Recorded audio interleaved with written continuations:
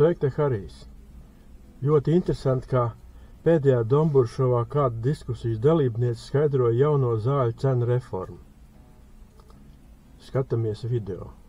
Bet es vēl paturpinātu savu domu. Man noteikti, ar ko es esmu saskārusies, kad daudziem arī iedzīvotājiem, pacientiem nav skaidrs kopumā, kā veidojās, teiksim, aptiekā šis zāļu uzcinojums. Un es vēlējos noteikti pateikt, ka tas vecais uzcinojums, kas bija pirms jaunā gada, viņš tiek saskaldīts divās daļās. Un tas nav tā, ka vecajam uzcinojumam tiek pievienota jauna maksa, bet tiek saskaldīts vecais uzcinojums, atstājot mazāku daļu, šo zāļu uzcinojumu daļu, ieviešot šo jauno pakalpojumu, farmaceitu pakalpojumus, kas doma kā tāda ir ļoti atbalsta. Kāds vispār saprot, kas tas bija? Iespējams, ka šāds variants. Paskaidrošu ar cipariem, kā tas izskatījās.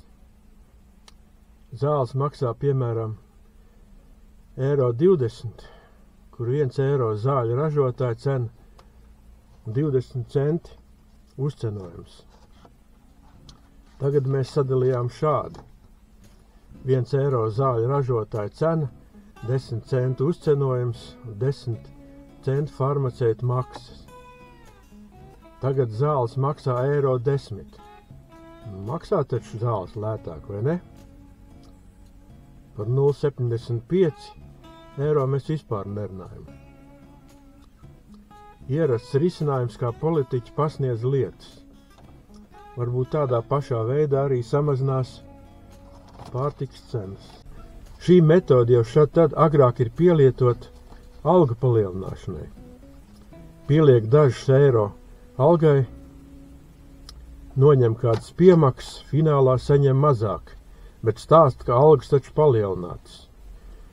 Tā politiķi parasti manipulē ar skaitļiem.